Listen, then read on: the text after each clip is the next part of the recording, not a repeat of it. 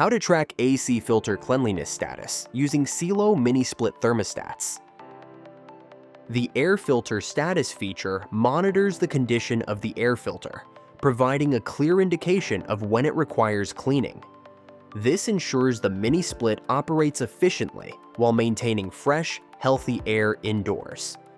In the Cielo Home app, the AC filter condition is displayed on a percentage scale. 0 to 50%. Filter is clean. 51 to 80%. Needs attention soon. 81 to 100%. Due for cleaning. Here's how to check the air filter status in the Cielo Home app. On the home screen, tap More to access additional settings.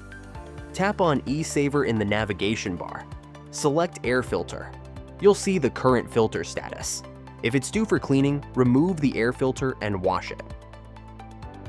Let it dry and place it back into the unit. Then, in the app, tap Mark as cleaned.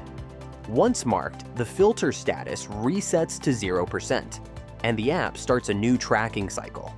You can also set the number of hours after which you'd like to be notified for the next filter cleaning. You can adjust the frequency based on your usage and climate. Set a lower number in areas with high dust or humidity levels. For more information, visit support.cielovigel.com.